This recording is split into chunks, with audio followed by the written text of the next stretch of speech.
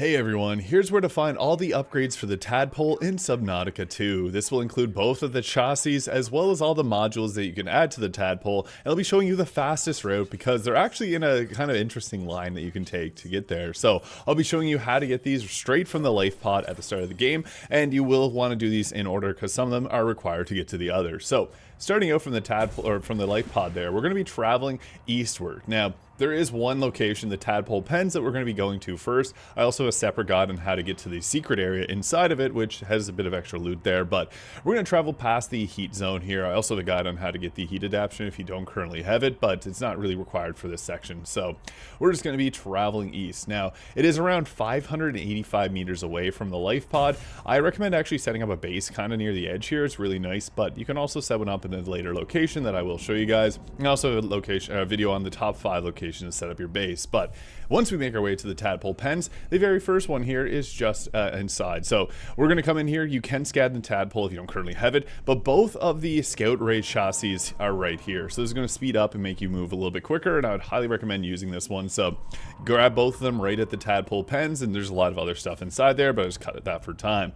Afterwards, we're going to be traveling past the Collector Leviathan. Now, you can see him right there. This is annoying. He's very difficult to deal with, but there is a way. You can go either at the very bottom and hide underneath some of the wreckage there to avoid him, or you can do it this way where we just go to the very top of the water and just continually hop out of the water. So if you do it this way, he won't be able to grab you. He may try to smack your Tadpole, but he just does not have the range. So you're going to do that for about 12 or 700 meters or so till you see the alien tower. It'll stick out of the ground. Once you see that, we're then going to be traveling northeast. You'll see this little research base. I set up a base here, and that's probably the best base location in the early access currently. Once you get to this location, we're going to go inside here, and this is where we can find the engine efficiency. So it is just right there. And again, there is a lot of other items in this section here, but I'm just going to cut that for time. Now, the next few are actually all in a row from here. So wherever we leave here, we're then going to travel slightly towards the southwest between that and the 210 mark. And the next location is literally just right down over here. So making our way across, we will find ourselves the strike armor. So that's where we get this here. There's a little data pad there, so you can grab yourself a strike armor. And funny enough, if you put 2 strike armors on your Tadpole, it makes it invincible to some attacks. I wonder if that'll get patched, but they do 50% less damage for each one that you have. And you can put 4 of them on your Tadpole. It's at the very top back side of the Tadpole. Now after that, we're going to be traveling around that 120 mark. This is for the Tadpole Depth Modulator Mark 1. This is really close by, which is amazing. And you will need this if you want to go below 250 meters down to 450 meters. Currently, the Tadpole Depth Module Mark 2 is not in the game, but that will likely be added another time.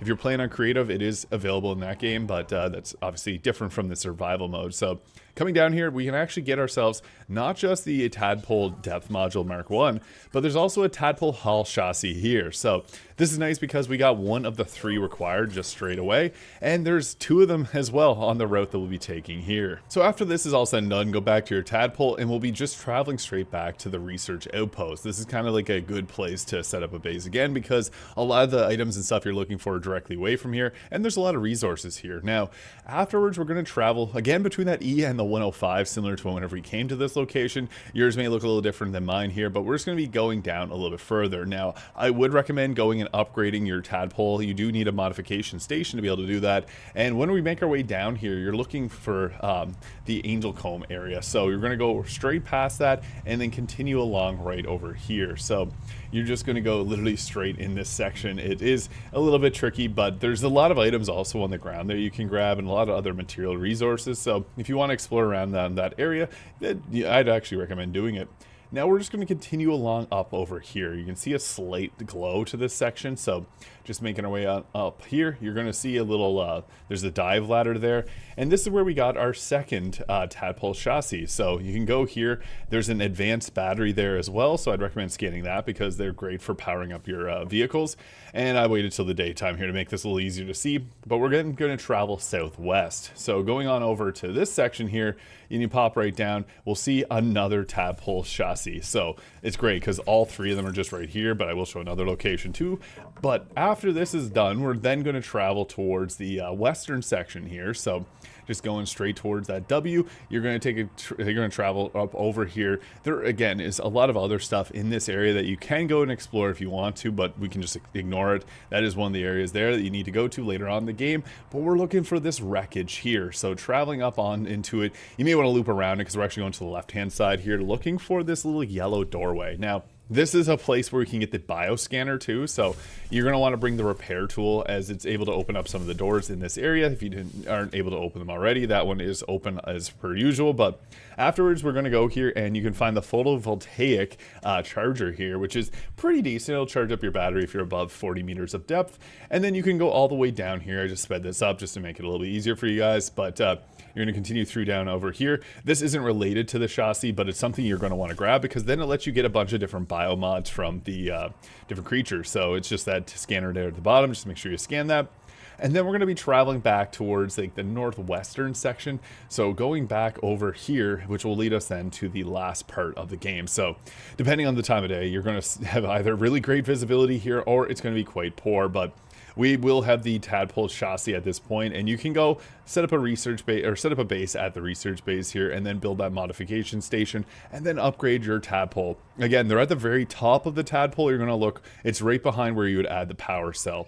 Now that we're back at the research outpost, we're then going to turn back around and go towards this eastern 105 point again, but we're going to do things a little differently. Be careful though, because in the early access currently, there is out of bounds right there, and there's some pretty freaky leviathans we don't want to have to deal with, and they will one-shot you. Not fun.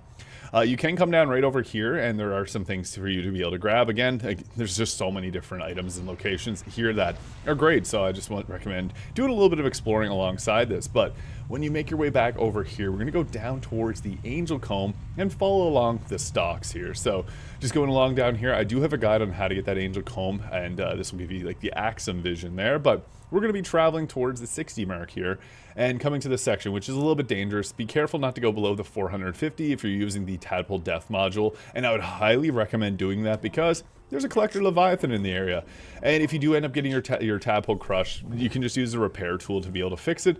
And here is another Tadpole chassis there for the haul, so you can bring even more items. Another fun fact, you can actually put the portable lockers on the back of your Tadpole, so that can give it even further amounts of storage. After that, though, we're going to go straight up here to the west and climb up top. This is where we're going to find the final piece that we were looking for with the Cavitation Muffler. Now, this will reduce the amount of engine noise, so fish won't come and bother you, especially the ones that are down there that are kind of blind, so they'll actually leave you alone. The collector leviathan will still bug you around, and you can see there's a secondary one just above this area, so that's why we like to stay down low. There's also a lot of resources in this area as well, and after that's done, you can just travel back over to this section here, going southeast and climbing up top, and there are even more items for you to scan. And yeah, this is a good area to grab some resources in the end game. But if this video is useful, please hit the subscribe button below for more Subnautica 2 content, and I hope you guys all have an incredible day.